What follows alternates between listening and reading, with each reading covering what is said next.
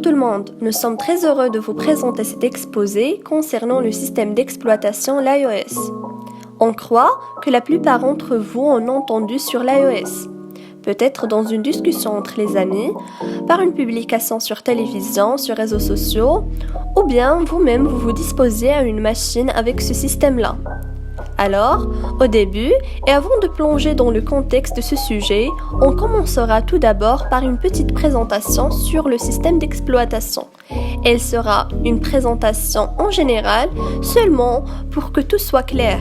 Et puis, on passera à savoir l'histoire de l'iOS et comment il était au passé et comment il est aujourd'hui. Puis, on va faire une comparaison entre l'iOS et l'Android, sachant que ces derniers, l'iOS et l'Android bien sûr, dominent depuis longtemps le marché des systèmes d'exploitation pour différents types de machines. Ensuite, on arrivera pour discuter les applications importantes et indispensables de l'iOS, en expliquant son fonctionnement, en finalisant cette partie par citer les défauts de ce système.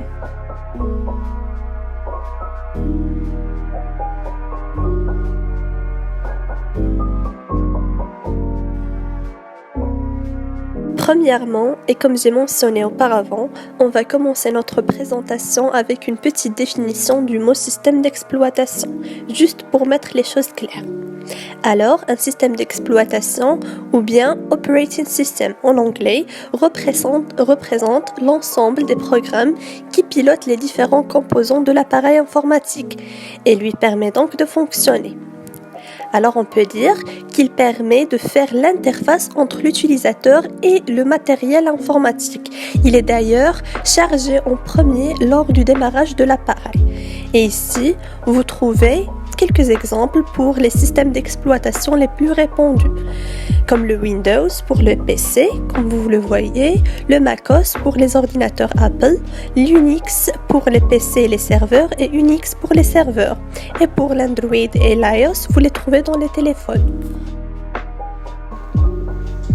L'iOS est le système d'exploitation de 3 machines, l'iPhone, l'iPad et l'iPod Touch. Apple contient d'autres systèmes d'exploitation, par exemple watchOS pour Apple Watch, tvOS pour Apple TV et macOS pour les Mac, par exemple iMac, iMac Pro, MacBook, MacBook Pro, etc. Pour annoncer toutes ces nouveautés, Apple organise 2 événements majeurs chaque année. Le premier, Apple Worldwide Developer Conference, ou WWDC, en juin en Californie. Cet événement où on présente les nouveautés des logiciels des iOS, macOS, tvOS et watchOS. Cet événement concerne juste les développeurs où ils se rencontrent tous ensemble. Pour le deuxième événement, Keynote, en septembre, il concerne les nouveautés des matériels, nouveaux Mac et iPhone. Voyons maintenant ensemble comment était l'iOS et comment il est aujourd'hui. Juste comme une remarque avant de commencer, je veux bien dire que ce système d'exploitation n'avait aucun nom officiel avant la publication de kit de développement iPhone SDK le 6 mars 2008. Jusqu'à cette date-là, Apple se connaît de mentionner que l'iPhone tourne sur OS X Note 2.4, une référence ambiguë au système d'exploitation source d'iOS et macOS.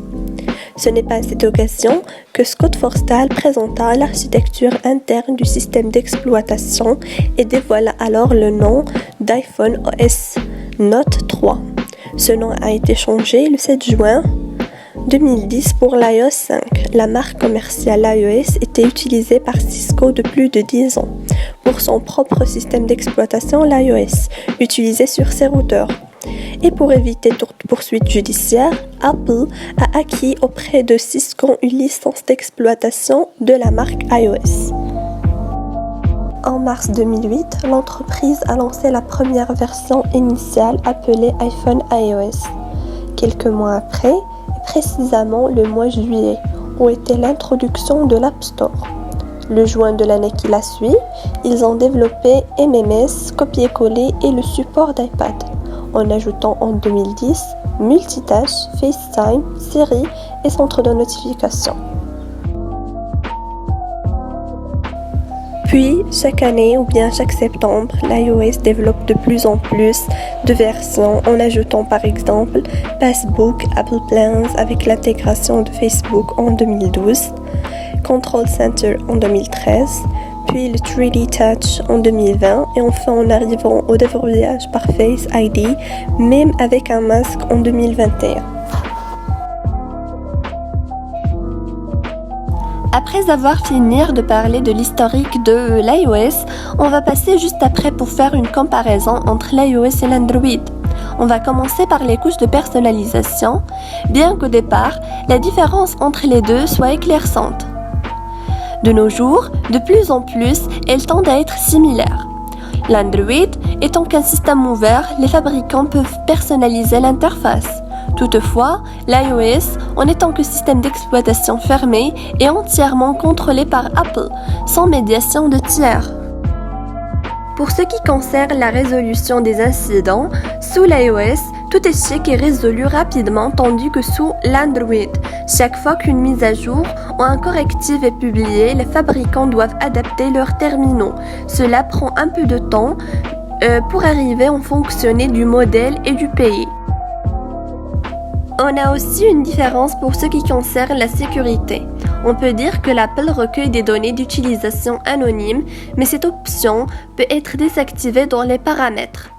Les produits Apple offrent un très haut niveau de sécurité. Le décryptage d'un iPhone ou bien d'un iPad est pratiquement impossible. Dans l'Android, elle est activée par défaut, mais elle peut être désactivée. Il y a aussi la possibilité de chiffrer les données. Alors vous trouvez ici une vidéo qui montre tout et qui donne plus d'informations. If you're looking for a new smartphone, you have two common options to choose from: Android and iOS. But when it comes to Android versus iOS security, which is better? Android gets a bad rap over its vulnerabilities. That's true to some extent, but not necessarily because the company is sloppy when it comes to your privacy. Some of it comes down to Android's popularity. It's way more common than iOS, which makes Android devices more convenient targets for hackers. Android powers a wide variety of devices by different manufacturers. This means that Android doesn't always mesh perfectly with the devices it's installed on. Meanwhile, Apple has strict control over the ecosystem of its devices and the way the software is implemented. Apple's closed ecosystem means the company has more control over when and how they roll out software updates. This also means that iOS devices are supported for longer, usually up to 5 years. Google's varied ecosystem makes it nearly impossible to keep each device equally up to date. Unless you're using Google's Pixel smartphone, you're going to receive updates later and for a shorter period of time. What about their app stores? Android's Play Store provides its customers with a lot more choices when it comes to apps. But its openness is also its greatest weakness. On numerous occasions, criminals have been able to sneak malware-ridden apps into the Play Store. Quite a few of those were somewhat popular and had thousands of downloads. Android is making significant improvements to tighten up the security of its marketplace. But iOS wins out in this category too. So far, Apple is winning the Android versus iOS battle. But that's not to say that Android is an unsafe operating system. There are ways you can improve the security and privacy of your device. First, review app permissions on your phone. To check which apps have access to your sensitive information, go to Settings and select Apps and Notifications. Then click on the app that you want to review and tap on Permissions. Second, review your location settings. To review your location settings, go to Settings and tap on Location. Here you can review which apps have recently requested your device's location. Looking to tighten up iOS security too? Here's how you can control what your apps can access.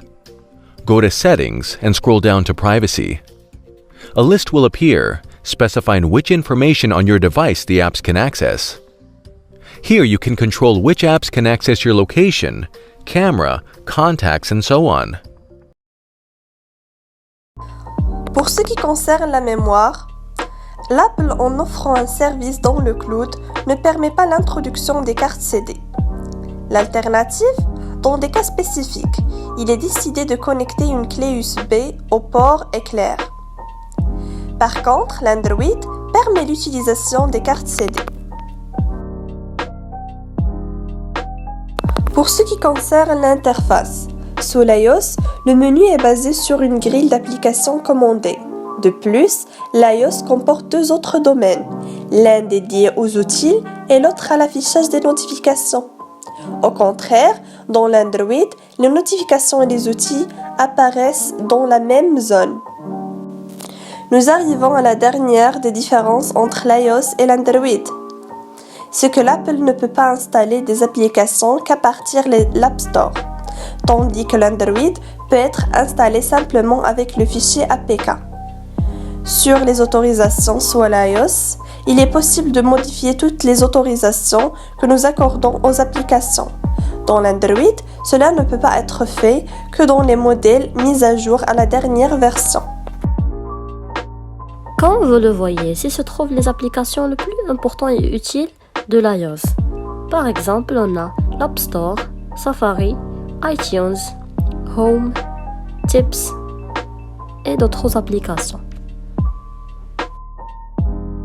Puis on arrive à les faiblesses et les défauts de l'iOS. On commence par l'application Réglages.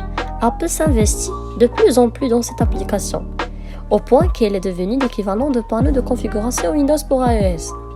Au début, il s'agissait d'un référentiel élégant et rationalisé pour les réglages importants. Mais au fil de temps, cette application a tourné au vinaigre pour définir un non-fait en termes d'affichage, et la situation semble s'aggraver à chaque nouvelle version majeure d'iOS. Si la décision d'Apple d'ajouter une boîte de recherche à l'application était essentiellement un signal à l'attention des développeurs, ces dernières agitaient le drapeau blanc et avaient renoncé à essayer de rétablir l'ordre de rendre l'application à nouveau utilisable. La marque à la pomme sera forcément attendue sur la refonte de cette plateforme, qui sera seule capable de redonner le sourire à ses utilisateurs. Débarrassé de l'encombrement des applications. Apple ne permet pas de savoir facilement quelles sont les applications que vous utilisez et celles que vous n'utilisez pas. Par conséquent, iOS se remplit de nombreuses applications inutilisées. Il serait souhaitable qu'Apple mette en évidence deux sous-ensembles différents des applications installées, à l'image des applications que le développeur n'a pas mises à jour depuis plus d'1 an, ou encore des applications inutilisées depuis 3, 6 ou bien 12 mois. Cela permettait de mettre fin à l'encombrement de votre smartphone.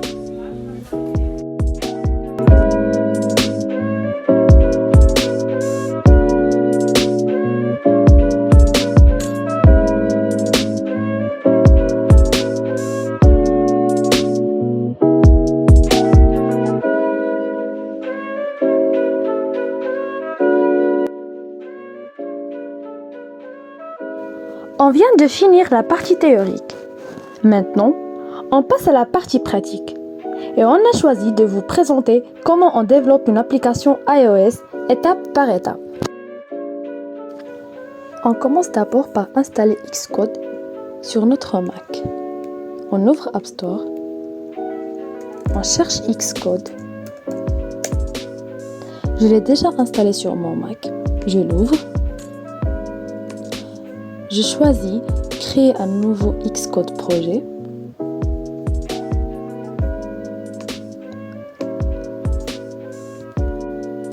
Je clique sur App. Je donne un nom pour mon application. Je choisis Tekim par exemple.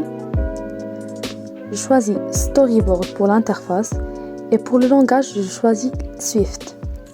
Je clique sur Next. Create.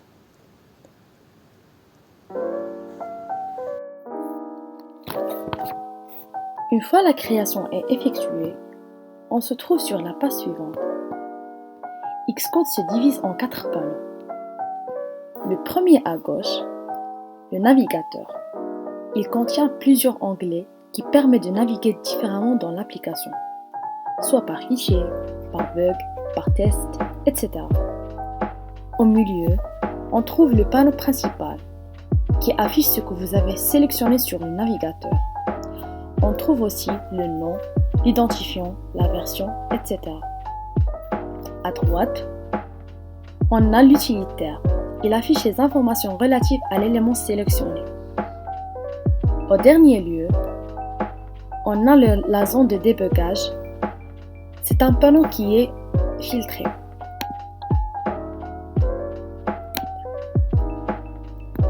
Le voilà.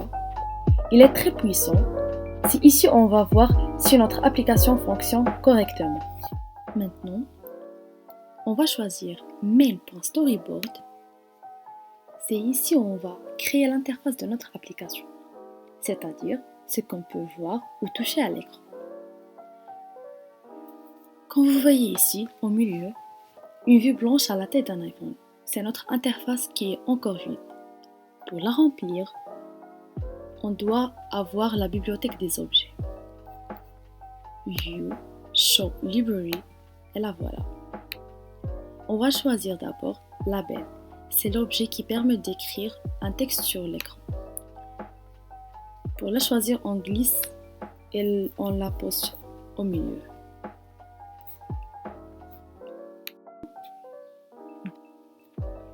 On peut écrire par exemple Hello World. Maintenant, on peut lancer notre application sur notre iPhone. Ne vous inquiétez pas si vous n'avez pas d'iPhone. On va utiliser les simulateurs. Xcode est en effet capable de simuler un iPhone sur Mac. D'abord, le premier bouton sous forme de triangle est pour commencer à simuler. Le deuxième pour interrompre de simuler. Le troisième pour accéder au schéma de l'application. Et le dernier pour choisir le type de l'iPhone ou l'iPad préféré. Comme vous voyez, j'ai choisi l'iPhone 11. Je clique sur Build and Run.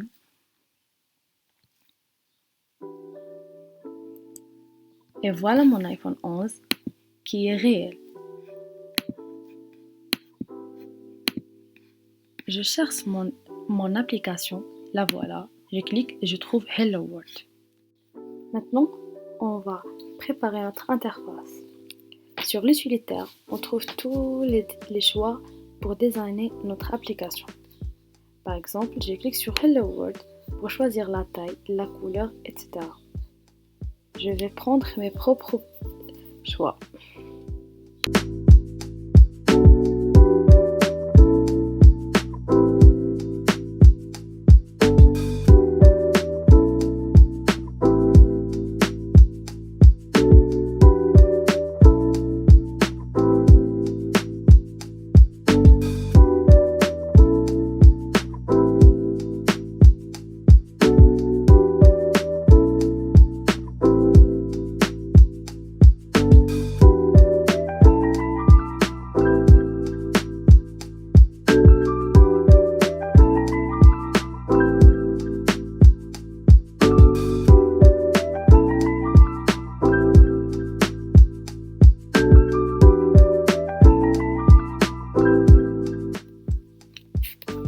Maintenant, je choisis encore une fois de la bibliothèque.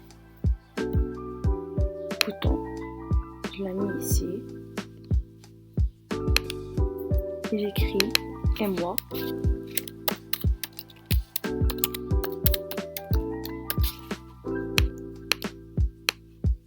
Je choisis aussi son design comme je veux.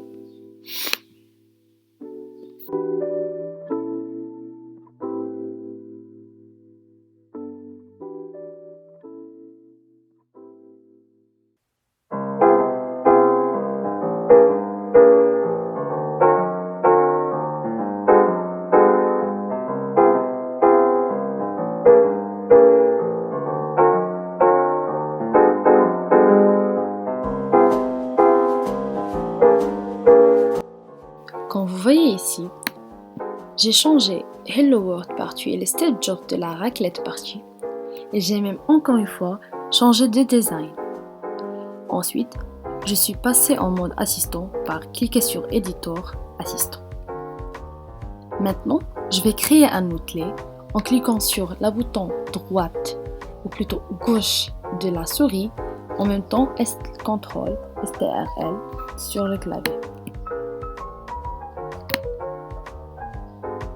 Je vais insérer ici connexion outlet. Le nom, je vais donner le nom de Kotlabel par exemple. Je me connecte. Voilà. Ensuite, je vais cliquer sur Émoi, faire encore la même opération. Mais cette fois, on va créer une action. On va la nommer change Kot et on va se connecter. Maintenant, j'écris print et puis notre action fonctionne parfaitement comme ça. Et je clique sur Build and Run.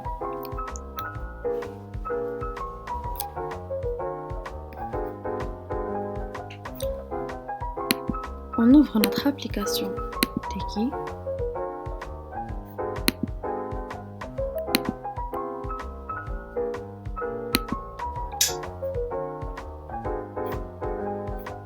On clique sur Émoi. Et voilà, sur la zone de débogage, on trouve Youpi, notre action fonctionne parfaitement. C'est-à-dire que l'application fonctionne. Pour qu'on soit bien d'accord, on revoit ensemble un peu la stratégie qu'on va adopter. On veut générer aléatoirement des phrases de type « Tu es Steve Jobs de la raclette party ». Cette phrase est en fait découpée en 3 étapes. La première, « Tu es ». C'est une partie fixe qui ne bougera pas. La deuxième, qui est le Steve Jobs, ça va être le nom de la célébrité qui va être choisi dans un tableau d'une manière aléatoire. Donc, il va avoir beaucoup de noms disponibles. La troisième et la dernière, c'est à nouveau une partie qui va bouger. Une activité qui va être prise dans un tableau d'activités. Et on va choisir à chaque fois aléatoirement une activité différente. À chaque fois qu'on appuie sur le bouton, on doit donc choisir un élément aléatoire de la première liste et de la deuxième liste. Pour apprendre à modifier le texte du label, on part à la partie View Controller, on écrit Kotlabel.text égale, le texte est modifié. On exécute notre programme, comme vous voyez ici. On clique sur Émoi. Voilà, le texte est modifié. Maintenant, on va créer les 2 tableaux qui vont contenir d'une part la liste de nos célébrités et d'autre part la liste de nos activités. On va écrire les noms des célébrités entre crochets et séparés par des virgules, comme vous voyez ici. Après, pour pouvoir les réutiliser plus tard, et notamment pour accéder à ces éléments, nous allons les stocker dans une variable qu'on va appeler célébrité. On va faire la même chose avec les activités. Et maintenant, voilà les 2 tableaux demandés. Maintenant, nous allons sélectionner un élément aléatoire dans chaque tableau. Tout d'abord, on commence par créer notre index aléatoire. Je crée une variable que j'appelle varRandomIndex égale arg4randomInform.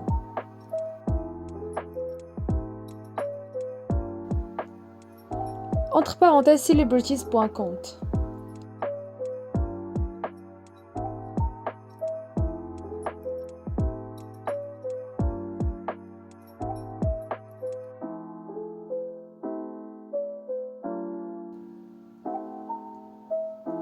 Je récupère l'élément correspondant au tableau. J'écris varRandomCelebrity égale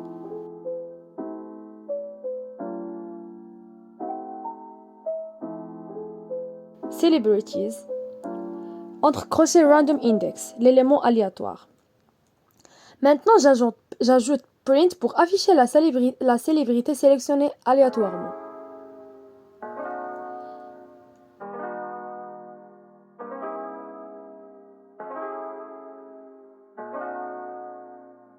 Je fais la même logique pour le tableau des activités, comme vous voyez ici. Maintenant, on teste. À chaque fois que je clique sur Émoi, Je peux vérifier ici qu'une célébrité apparaît d'une manière aléatoire. Et je peux faire ça plusieurs fois sans arrêt. Et je ne vais pas avoir le même résultat ou le même nom de célébrité. Voilà, j'espère que cette vidéo vous a approché un peu au système d'exploitation LIOS et vous avez un peu vu comment développer une application d'iOS. Merci pour votre attention et n'hésitez pas si vous avez des questions, nous sommes à l'écoute.